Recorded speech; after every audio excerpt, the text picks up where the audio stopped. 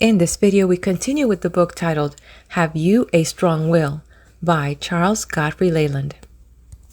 In the previous chapter, the author talked about telepathy and the subliminal self. He even mentioned Swedenborg, which is a heavyweight when it comes to his experiences of walking with angels and demons. And he has this all documented in a book titled Heaven and Hell, and other volumes that he has. Good stuff to bring to the channel coming soon.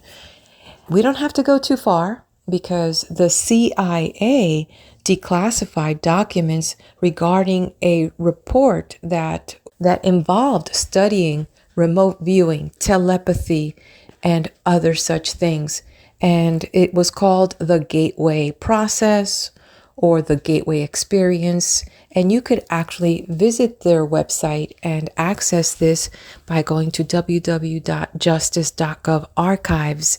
The CIA, every 25 years, declassifies their documents and makes it available. So I'll leave a link in the description for a video that I made just on that topic as well.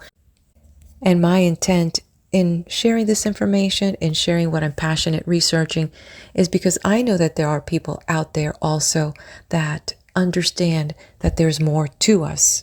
And if we know how to access our inner powers, and if we align ourselves with the higher vibration, we can elevate humanity. Or we can use it to protect ourselves, because ignorance does not save people. I believe it's high time that we walk out of the dark ages and that we question institutions and authority and not allow ourselves to be led blindly. Let's wake up. From biblical texts, Jesus and others have come to share and show us the way. And also, these authors that I'm bringing to the channel have given us clues on how to access our powers, on how to develop character and strong will. This edition, chapter 11, is titled Kant and Hufeland, and it was omitted in the newer editions. It will be interesting to find out why it was omitted. Could it be that the verbiage was a little bit antiquarian, or could it be that there's something in there that might be considered best kept a secret?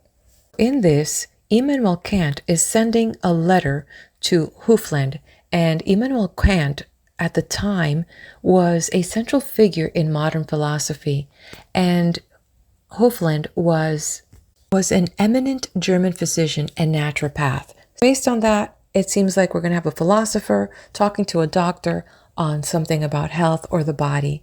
And how does this relate to the will? Let's go to chapter 11 as I turn the page. On the power of the mind to master disordered feelings by sheer determination, as set forth by Immanuel Kant in a letter to Hufeland. Footnote. This is the original Von der Macht des Gemuts durch den bloßen Vorsatz seiner krankhaften Gefühlmeister sein, 4th edition, Leipzig, Karl Geibel.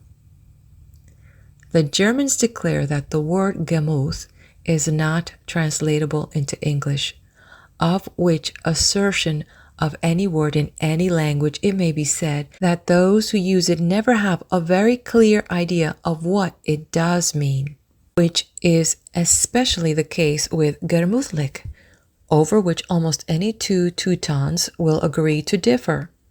But though Gemüt is defined by dictionary as soul, spirit, state of mind, disposition, and especially as mood, it evidently here implies, as is seen by the word Macht and Vorsatz, that mind with will is implied.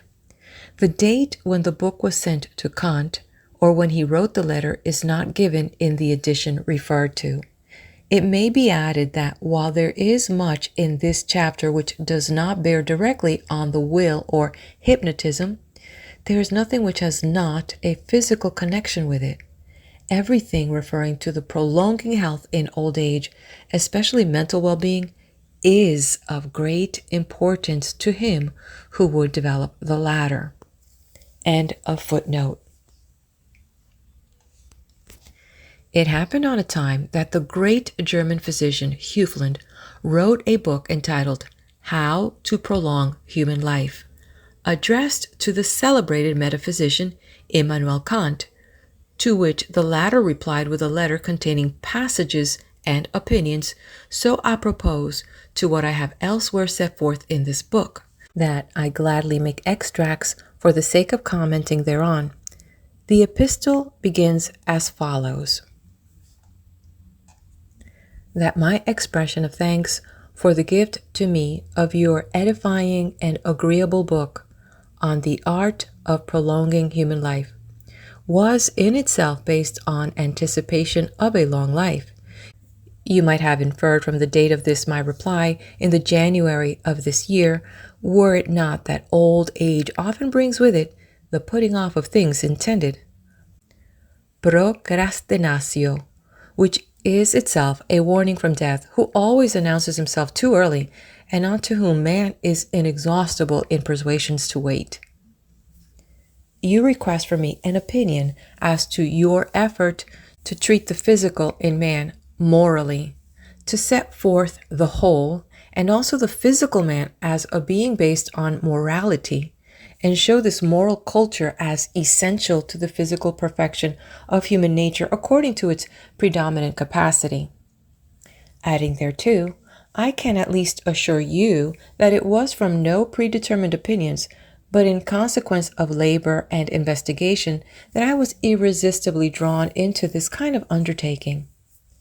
Such a view of the subject indicates the philosopher, not the mere artist in reason, a man who, like one of the directors of the French Convention, not only knows how to dispose wisely of the means ordered by reason to carry out technically and cleverly measures needed for health, but who also, as a lawgiver in the corps of physicians, can organize or carry out readily what is his duty, so that moral, practical philosophy at the same time yields an universal medicine, which does not indeed help everybody for everything, yet which cannot well be omitted from any recipe. This universal remedy, however, only concerns the dietetic or treatment, that is to say, it only works negatively as an art to repel disease. This art, however, presupposes a power which only philosophy or the spirit thereof, which one must plainly assume, can give. To this relates the before-mentioned dietetic problem, which is included in the theme of the power of the human mind to master disordered or sickly feelings by sheer determination. I cannot allege proof from the experience of others as to the truth of this, but only from my own. Some of it proceeds from self-consciousness and obliges me to inquire from others whether they have not found it in themselves. Therefore, I am compelled to cry my I aloud, which in a dogmatic statement or enunciation betrays impudence, but which deserves pardon when it does not refer to common experience, but to an inner experience or observation, which I must first have practiced on myself in order to set forth something which does not happen to everyone and to his advantage. Footnote. Here, Hufeland remarks that in dogmatic practical assertions, as for instance in reflections on self, tending to duty, which concern all, a preacher or editor says we, but to the confessor, to the clergyman or doctor or lawyer, CGL, as speaking of personal experience, he must say I. End of footnote. It would be a culpable presumption to wish to entertain others with the inner history of my mind's performances, which might indeed be of great subjective importance to me, but of no objective value to anyone else. But if this observation of self and the conclusions from it are not of so common a nature, but really a thing which deserves to be noted, then this defect or fault with its private sensations or feelings as to entertaining others may well be pardoned. But before I record my own experiences as regards dietetics, I must make certain remarks as to how Herr Hufeland lays down the problem of dietetics, that is, the art of preventing illness, as compared to therapeutics, which cures it. He calls it the art to prolong human life. He takes the term from that which mortals most desire, though it might be far less a thing to wish for they mean two things at once, a long life and a healthy one, as the first wish implies the other. Yet, let the invalid in the hospital lie for years on his couch, and suffer and often wish for death. Believe him not. He does not mean it. His reason tells him so, but natural instinct pulls another way. When he beckons to death as his rescuer, Jovi liberatori, he still asks for a little delay and always has a pretense for the procrastination of the execution of the sentence. Footnote. And when death heard his call and came to him and asked him what he wanted, he replied, in awful terror at the grisly form, "Only thy help to carry off this wood." Excerpt from Fabularum Aesopicarum, Section 5, Paris, 1806. End of footnote. The very madness of the determination of the suicide to end his life makes no exception to the rule, for it is the result of an emotion carried to excess. Of the two assurances for obeying duty as a child, that it shall go well with thee, and thou shalt live long in the land which thy God giveth thee, the latter contains the strongest impulse even in the judgment of reason, namely, as duty whose observation is also profitable. The duty to honor old age is not actually founded on the very natural forbearance inculcated on the young for the weaknesses of age, since this is no ground for reverence. For age hath in itself something honorable which merits respect. It is not only that Nestor by years acquires wisdom wherewith to guide the younger world, but simply because, if he has done nothing to disgrace himself, the man who has so long resisted mortality, which implies the most humiliating remark which can be addressed to a reasonable being, "Dust thou art, and to dust thou shalt return," who can resist yet, at the same time, earn immortality? Such a man, by mere longevity, hath made himself an example. It is less allied to health as the second natural wish. A man may feel well, judging from the comfortable sensations of his life, yet never know that he is free from disorder. Every cause of natural death is a disease, whether it is felt or not. There are many of whom it is said, without intent to jest, that they are ever ailing and never ill, whose treatment is in every varying course, and who get well on in life, if not in manifestation of strength, at least in longevity. Footnote. This is my first attempt to translate from Kant, and I regret to say that he too often reminds me of his disciple, who wrote a book in 4 volumes wherein there were only 2 paragraphs or connected sentences. This paragraph fills exactly 1 page in the original. Moreover, very few German writers avoid tautology and many other peculiarities regarded as inelegant in English. Quote, "and never dying, yet are never dead," end quote. This expression I first heard when a little boy from a colored nurse who was describing punishment after death. End footnote. How many of my friends or acquaintances have I survived who, because they led a regular life, boasted good health, while the germ of death or sickness near its budding forth lay in them? And he who felt well did not know that he was ill, for the cause of a natural death cannot be called anything but disease. But one cannot feel the casualty, for this is required reason, whose judgment may be erroneous while the feeling is infallible, yet is only called illness when one feels sick. But if no such sensations are experienced, the germ may lie, as it were, hidden in man, ready for speedy development. Therefore, the absence of this feeling admits of no expression for his feeling well than that he is apparently well. A long life, reviewed, can only prove the health enjoyed, and the dietetic or regime must before all manifest its cleverness or science in the art of prolonging life, not of enjoying it, as Herr Hufeland expresses it. The principle of the course of treatment.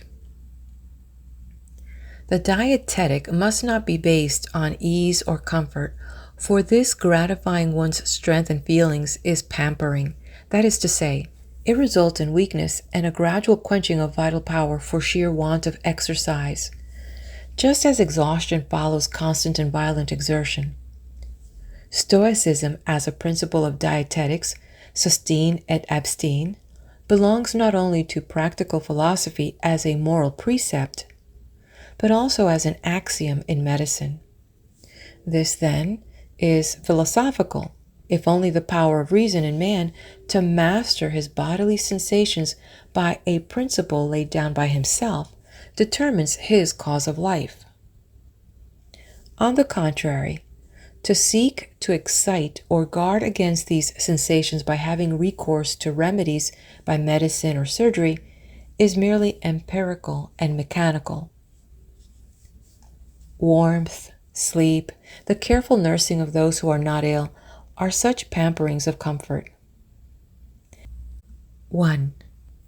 I cannot, from my own experience, agree with the precept to keep the head and the feet warm. Footnote. Hufeland here wisely remarks that the precept is really to keep the feet warm and the head cool, but that the former depends on whether one is accustomed to go barefoot or not. It is certainly true that, as a rule, when we feel the head very warm and the extremities cold, a bad cold is often averted by promptly warming the feet. And as it cannot be denied that the feet, especially the soles, are in a peculiar antagonism to the upper parts of our body, so cold in them may easily cause illness in the head, breast, and abdomen. Partly wetting the feet is very dangerous, while wetting them all over, if followed by walking, does no harm. Translator. End of footnote. I find it, on the contrary, more advisable to keep both cool, in which the Russians include the breast, just out of heat, not to catch cold. It is, of course, much more agreeable, especially in winter, to bathe the feet in lukewarm water than in that which is cold as ice.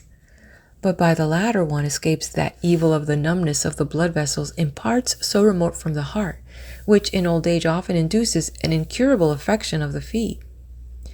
To keep the abdomen warm, especially in cold weather, might rather belong to the dietetic precepts than to mere comfort, because it contains the intestines, which must convey, for some distance, a not solid substance, to which the so-called schmecktremin, a broad band which holds up the bowels and supports the muscles, is needed in old people, though not especially for warmth. 2.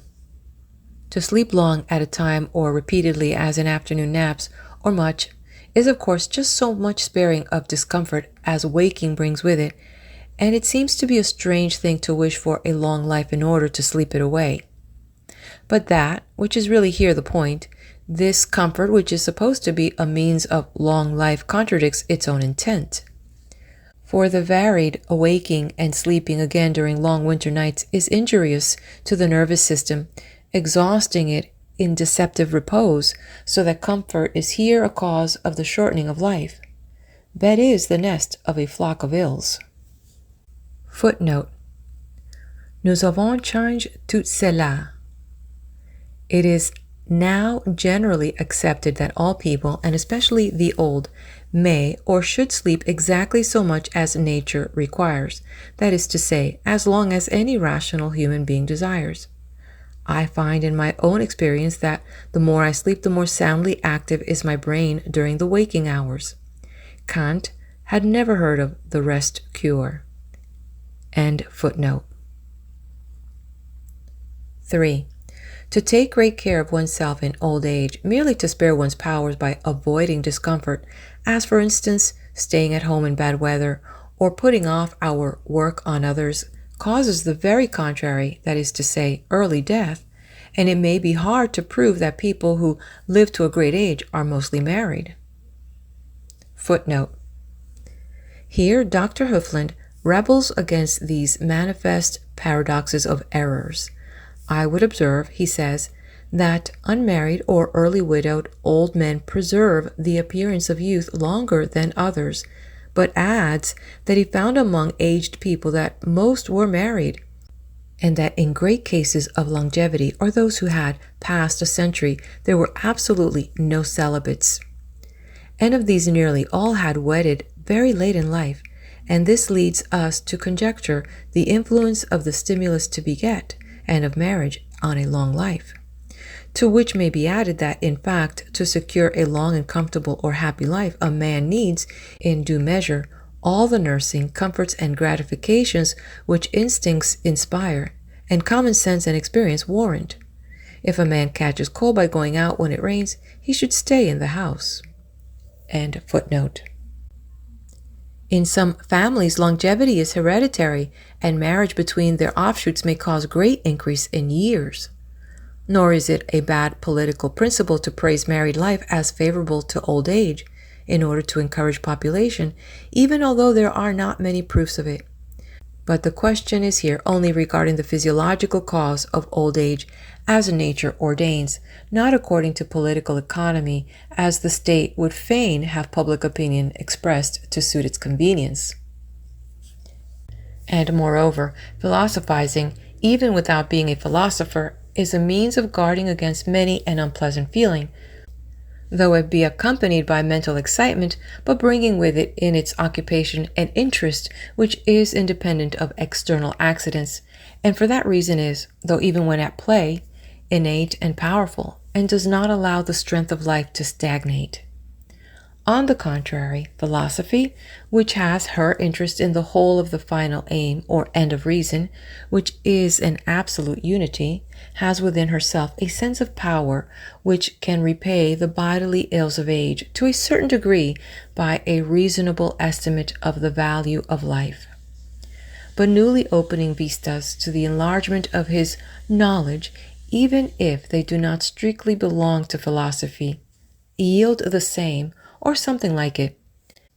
And so far as the mathematician takes a direct interest in it, and not as the mere means to other ends, so far is he also a philosopher, and enjoys the benefit of such a stimulus of his strength in a revived life, and one prolonged without weariness.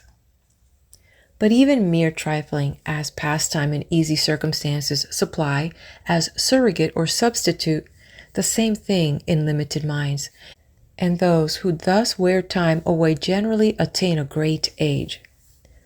One very aged man took great delight in trying to make a great number of clocks in his room keep the same time. Another was as happy in the care of training of songbirds. An old lady took delight in spinning yarn and gossiping, and when she could no longer feel the thread between her fingers, bewailed as if she had lost a loved friend. Footnote. One indeed, truly of ladies or gentlemen, old and young, who pass all their time in gossip and spinning yarns, we can most of us give many examples. If this led to longevity, few would ever die young. End footnote. But lest my remarks on long life shall seem to you to be long-winded, or wearisome and therefore dangerous, I will here put an end to the loquacity which people are apt to laugh at as a weakness of old age, even if they do not chide it as a folly. On hypochondria. Footnote. Hypochondria vaga, so called to distinguish it from the local or hypochondria abdominalis, familiarly known in America as hypo. End footnote.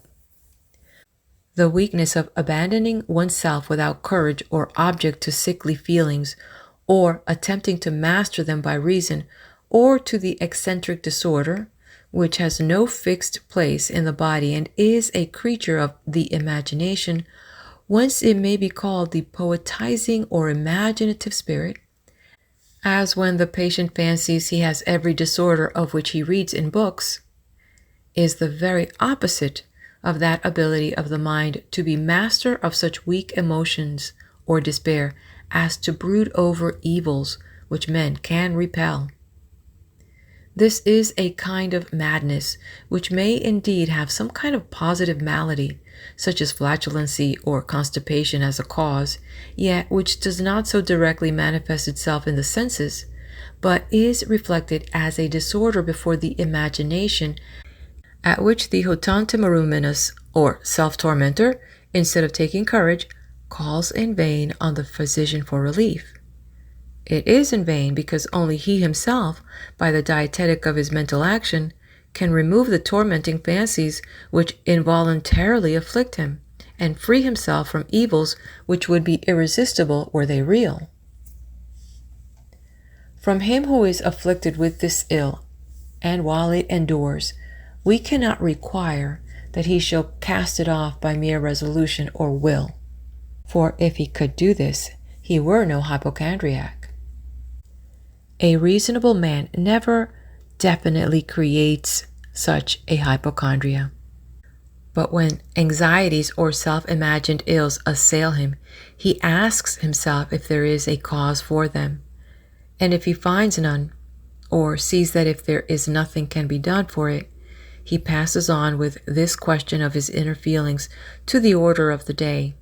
That is, he lets his anxiety, which thereupon is only local, lie in its place as if it did not concern him, and turns his attention to rational business. I have, owing to my flat and contracted breast, which gives scant room to the beating of the heart and action of the lungs, a natural tendency to hypochondria, which in my earlier life bordered on a disgust for life itself. But the conviction that the cause of this trouble of the heart was perhaps only physical, mechanic, and not to be removed soon made me indifferent to it, and when I felt trouble in my breast, there was peace and cheerfulness in my head. And these did not show themselves in social intercourse and changing moods, as is usual with hypochondrians, but deliberately and naturally. And as a man rejoices more in life from what he does freely of his own accord than from what he enjoys, so can intellectual effort oppose another kind of the feeling or sensation of life to the restrictions which are purely physical. The trouble in the breast remained, for its cause exists in my bodily structure, but I have become master of my thoughts and deeds by the application of attention to this feeling, even as if it did not concern me. It may be here remarked that in most cases, as I have myself very fully experienced, such troubles of the breast as Kant here describes may be, if not radically cured, at least very much alleviated, especially in early life, by simply walking erect, and very frequently taking long breaths, but never too full, so as to expand the chest. This is, of course, aided by judicious practice of calisthenics and gymnastic exercise. Sleeping without a pillow has also been of great benefit to me.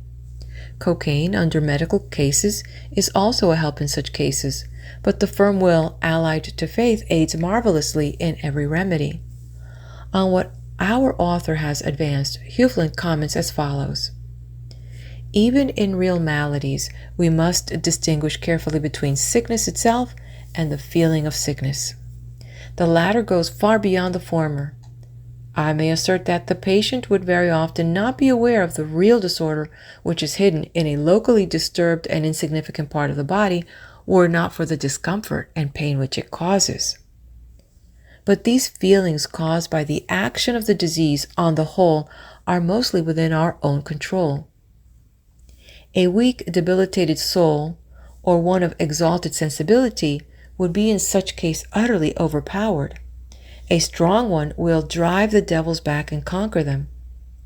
Everyone admits that bodily suffering may be quite lost sight of in the excitement of some unexpected event, by an agreeable diversion, in short, by anything which strongly distracts the soul and induces it to forget physical ills.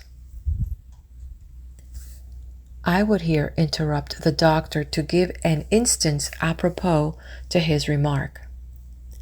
I once knew in London a very worthy and accomplished Scotch doctor who was my family physician. He was himself now and then a sufferer from depression of spirits, and at such times his mind centered on a desire to have sufficient fortune to retire and live abroad. One day I said to him, "Don't you think you could cure all your patients at once if you could give them 100,000 pounds apiece?"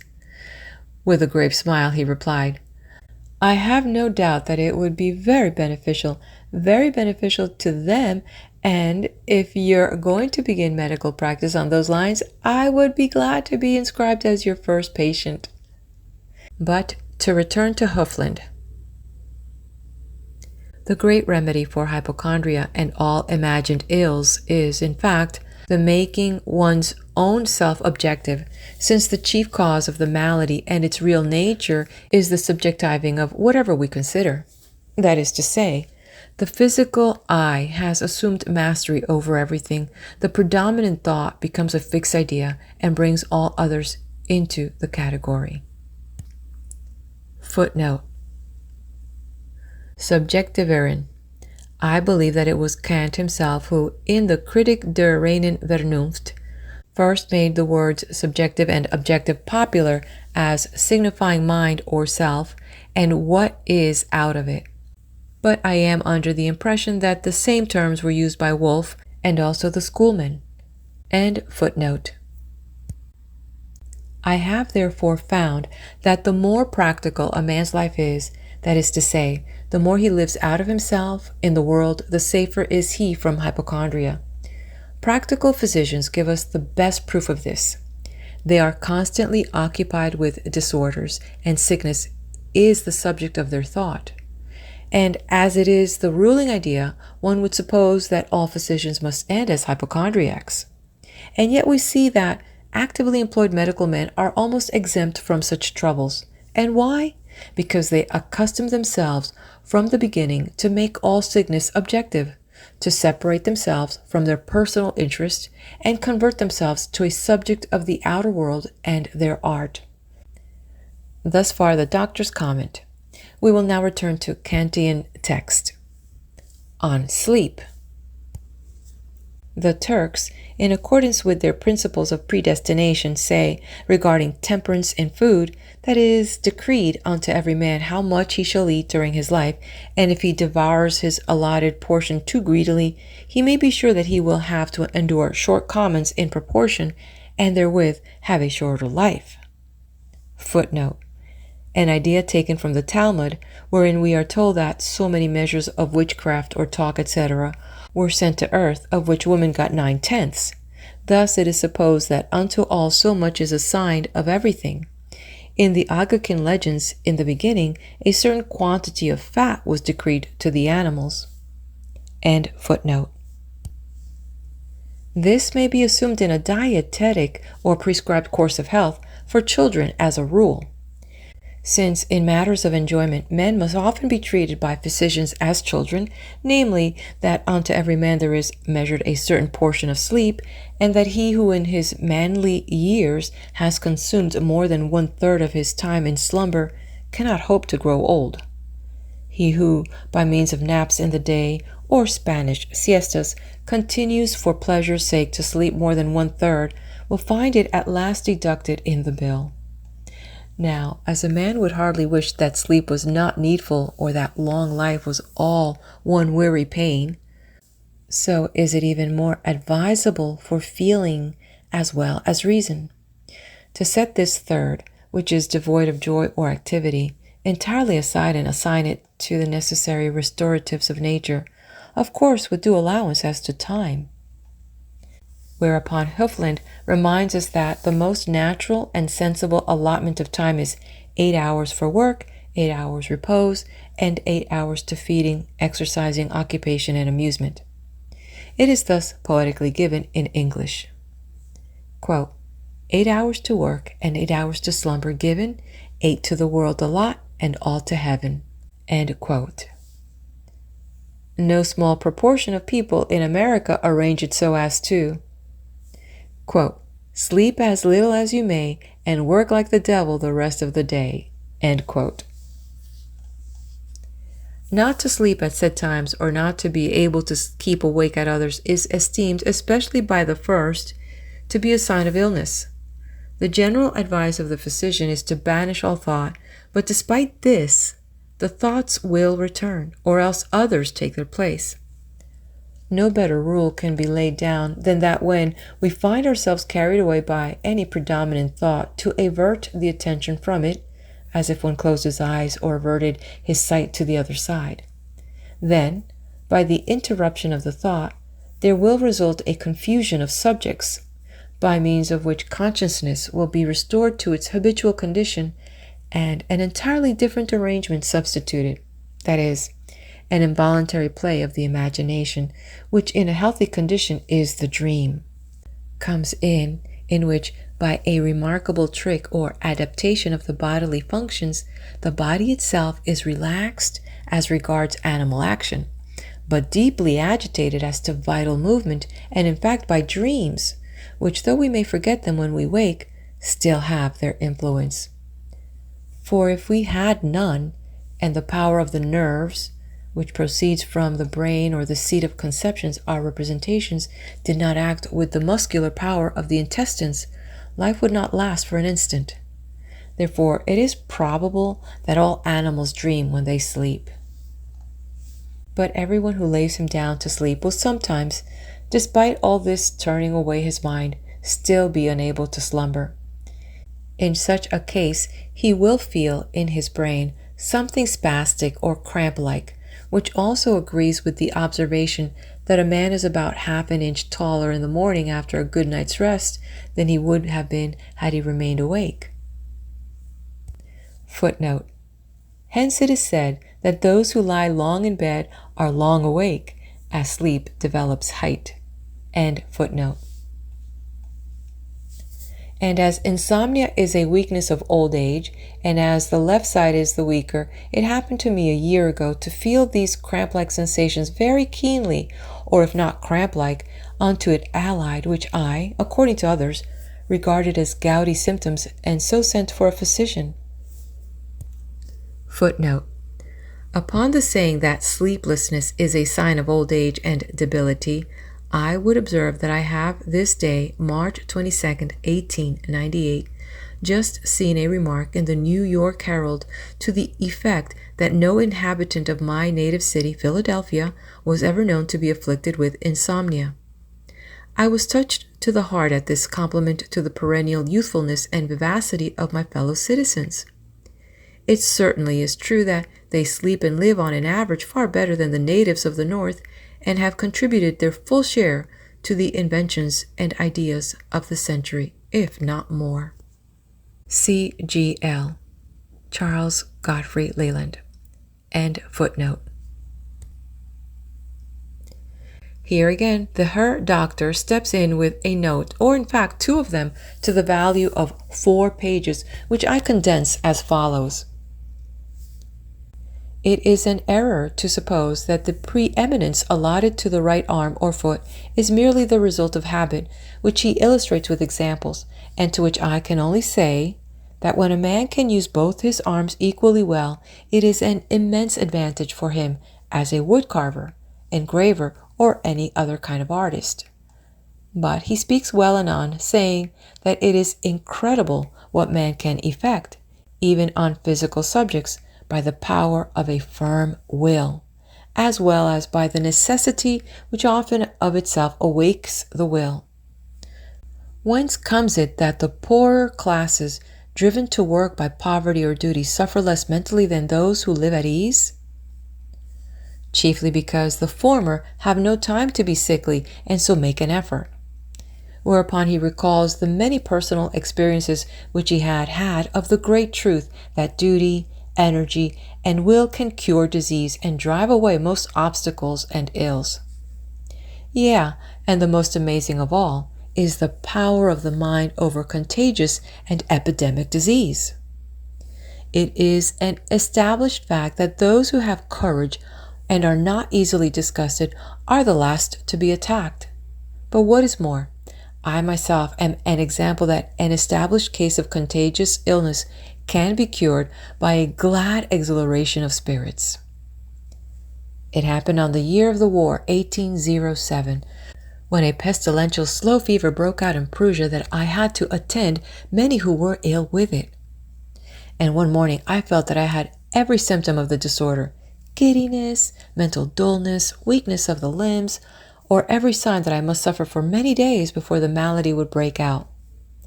But duty commanded, and others suffered more than I. I determined to go through all the morning's work as usual, and to enjoy a midday dinner to which I was invited.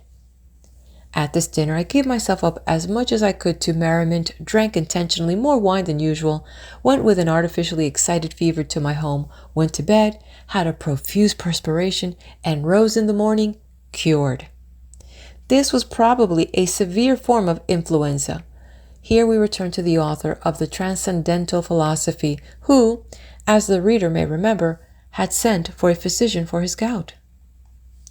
But as I found that I could not sleep for impatience, I grasped at my stoical remedy, or compelling my thoughts to bear upon some indifferent subject, no matter what, as for example, the name of Cicero, which has so many associations, the result of which was that the pain lessened until sleep overcame me, and this I can do effectually to this day. But that I had not endured merely imaginary pains from the gout was very apparent the next morning from the redness on the joints of the foot. I am certain that many attacks of a gouty nature, unless the habits of indulgence have been too strong, in fact, cramp, and even epileptic fits, or the podagra itself, believed to be incurable, may be made to yield to oft-repeated experiment. I except from this women and children wanting in strong determination. Footnote. It may be observed that the habit of hypnotizing or self-suggestion supplies what may be wanting in will to anyone.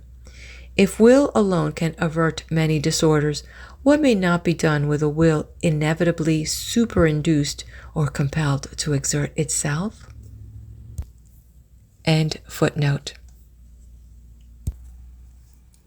Of eating and drinking. In hardy, healthy youth, it is enough of regards food to be guided as to time and quantity simply by hunger and thirst. But in old age, with all its weaknesses, there should be rules or use and custom based on experience, as for instance, to diet uniformly every day, which is a principle very favorable to long life, under the condition that the food be adapted to a declining appetite. Thus, as men grow older, they care less for liquids such as soup or much water to drink, but require more substantial food and more stimulating drinks such as wine to support the intestines, which of all our inwards have the most vitality and require most support. Footnote. Unto which there are, I think, many exceptions, few very old men requiring more substantial food in any sense. C.G.L. Charles Godfrey Leland. End footnote. Water, however, by aged people requires a longer time to be united to the blood, the long delay in its division from the mass of the blood through the kidneys to the bladder being relieved by a portion which is likewise assimilated to it and stimulating. It is often asked whether, as one's sleep is enough for 24 hours, would not one meal suffice for the time, or whether it would be better to somewhat stint the noonday meal in order to indulge more at supper. Certainly the latter is more agreeable. The first course may be followed in middle age, the latter in later years, for as the allotted time to the operation of digestion certainly requires more time in old age, we may well believe that to give nature a fresh task, as for settling one meal before the one preceding is disposed of, must be injurious. In such a manner one may, after a full midday meal, regard the attraction of supper as an unhealthy feeling, which can be mastered by firm determination until it is no longer perceptible. And here I may interrupt the author, Kant, to remark that a great number of men, as they grow older, continue from mere habit, and to suit the habit of others, even for years, to eat not only more than they require, but more than they desire, or even what they do not like. The exercise of the will, forethought, and especially of the imagination or genius, as in writing or exercise of the constructive faculties, imperatively requires temperance in eating as well as drinking. And, as I have before declared, no one, especially no one past youth, need hope or expect success in self-hypnotism who does not observe this rule, and that, indeed, rather strictly. For to concentrate the mind, it must be clear, which clearness requires a body in the best condition possible. Of illness caused by untimely mental exertion.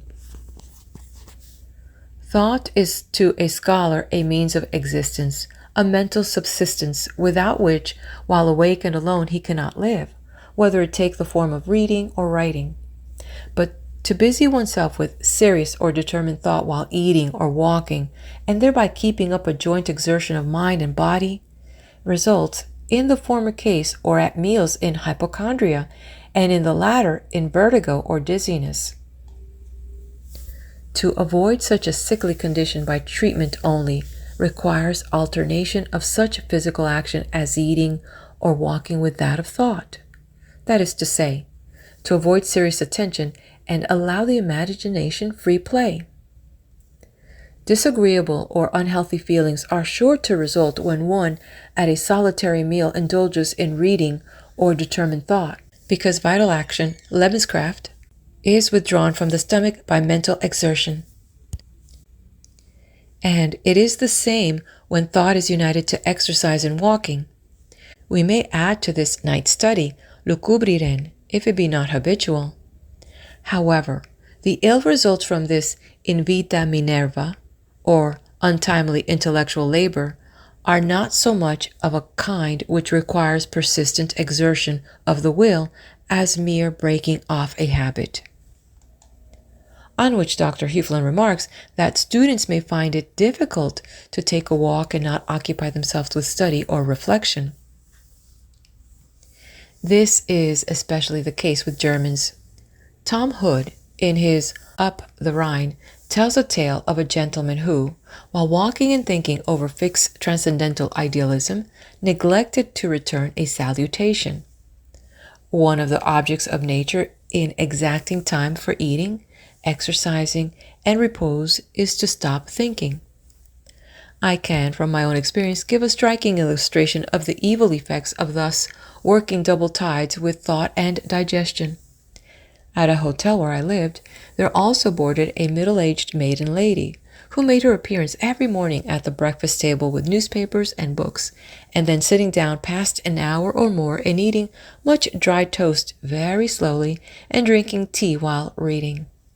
To this day I can never pass or think of that hotel without recalling the steady sound of her nostrils, which I effected by breathing chewing, like a chomp-chomp of a horse devouring maize or corn, interrupted by the occasional brushing away of the crumbs. In appearance, this devoted student seemed to combine the deeply intellectual with the desperately dyspeptic. I would add that the habit of eating and reading the morning paper or letters at the same time is really far more injurious than it is generally known or supposed to be. Of the alleviation of certain ills by determination in breathing. I was a few years ago troubled by a cold in the head and a cough which were the more annoying when I was attacked in going to sleep. Vexed at the disturbance of my rest, I determined, as regarded the first affliction, to sleep with my lips firmly closed, or to breathe entirely through them lightly at first and gradually making larger inhalations till sleep ensued. This peculiarly convulsive ringing exhalation by pauses, stossywise, is allied to the cough, especially that which is known in England as the old man's cough, which afflicts those who are in bed, and it was the more annoying in my case, as it generally attacked me after I had become warm and so prevented sleep. This cough, which is caused by the irritation of the air, inhaled by the open mouth, striking on the windpipe, does not require a mechanical or pharmaceutic remedy, but a direct action of the mind, that is to say, the attention entirely directed to the irritation. This cure is a mental operation, or will, which requires great determination, but is all the more thorough in consequence. Upon which Hufeland devotes much remark to the effect that inhalation of pure air in long droughts, with the mouth closed, is an assured benefit, as it conveys oxygen to the brain. If the reader has ever met with George Catlin's little work in which he begs you to shut your mouth, he will find much that is very interesting and convincing on this subject. Orators who breathe freely and speak out fully are the least affected by hoarseness. Inhaling air also goes far to quench thirst, which it would be well for many to know. What follows of the comment of Kant on Hufeland and the doctor's reply to Kant is so indirectly connected with the will that I omit it all. But apropos of the whole work, it seems to me that the great and overwhelming argument in reference to a mentally vigorous long life is omitted, and that Kant and Dr. Hufeland both attach by far too much importance to petty therapeutics on small instances. For the truth, and it is a great one, is that the vigorous exertion of will in many ways, or in every possible direction, keeps the mind alive and active, or really happy. That this is very beneficial to the general health and keeps a man young, not only by prolonging life, but also brain power may be regarded as established. And what should be carefully noted is that this exertion of the will, quite unlike other kinds of mental work which exhaust the body, restores it and strengthens us, especially when wisely managed. And the management of it is firstly by hypnotic action in small experiments, and finally by a cessation of the process and transforming it to a direct act of will. The moral of this work is evident, it being that Kant and Hufeland, who had between them studied the mind and the body as to health more thoroughly than any other men of their time, were decidedly of the belief that will can be made a powerful factor or agent in curing disease. Neither of the authors in question comment on the fact that a great proportion of invalidity, chronic or continued suffering, and direct illness itself is due to or depends on imagination or mental action, as is shown by physicians, nurses, and priests escaping epidemics. I knew an Irish priest who in Mobile and New Orleans had for more than 20 years averaged a visit daily to 1 or 2 cases of yellow fever, yet never caught it once. Now, any of my readers, whoever he or she may be, can easily verify the fact that by unremitting direction of the will, in full confidence to the subject, until the idea becomes permanent or a possession, all nervous disorders may be alleviated or even cured. It is true that it is a law or accepted rule that to eradicate a disorder we must always go back to the root, but it may also be remembered that there are innumerable ills, which, like certain plants, perish utterly, root and stem, if we do but cut away the offshoot. And it is certain that the continued will, with or without adventitious or superstitious aid, and preferably without, can alleviate or cure to a degree of which man has as yet no conception innumerable disorders. And if this principle were but generally accepted and acted on, it is probable that from this beginning a great reform with marvelous results would take place in the healing art.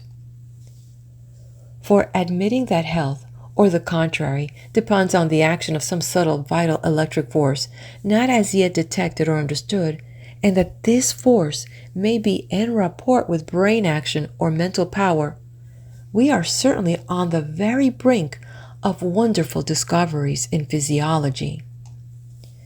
So many facts point in this direction, and so many far more marvelous inventions or findings have been made of late years that this would really astonish no man of science.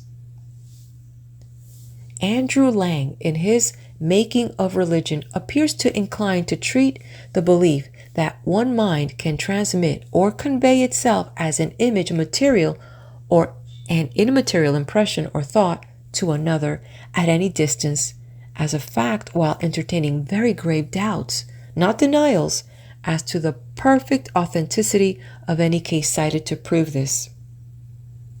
I, in fact, believe that if the nervo vital or electric vital force of which I have spoken exists, the possibility of our sending messages by some form of vibration follows a matter of course. If a brain can transmit force or action to a hand or foot, it may do the same to a distance by other media. The Roentgen rays and wireless telegraphy are as a closing in or near approach to a solution of the problem. As it is, a man can, in some way which is not exactly mere muscular force, electrify a table or a planchette, and if he could do the same to a wire, he could possibly advance to mental wireless telegraphy. It is difficult to believe that this will not be done. Nearly allied to the solution of these questions is the beholding visions, and especially the forms of those who are far away, in a crystal or glass of water or other shining objects. And if it become established that in making a planchette move, a man exerts something allied to electricity, or a power which can act on matter by vibration, there will manifestly be a great advance to the explanation of all these mysteries. For if far away forms have been seen in crystals, it was by unconscious mental telepathy or telegraphy of some as yet mysterious kind, which gives results without explaining them. Therefore, if these pages should be read by any practical man of science, I trust that they may give him the hint to practice planchette and the vibration or turning of tables with the sole view of ascertaining whether the writing, movements, etc. are simply the result of muscular action, or whether there be not combined with them something of a subtler force, either electric or partaking of its nature. And if his observation should render this probable or possible, then let him experiment with the wire, using his will as a motor. Should the experiment succeed, he who achieves it will be the Columbus of an as yet unknown world. End of chapter. Wow, lots to take in if we can get past the antiquarian style of writing. If only Charles Godfrey Leland would know how far science has come in the last 100 years, he would be blown away. All right, before we head to the next chapter, hit that like button. Leave me a comment. Let me know you are here. I'll meet you at the next video for chapter 12.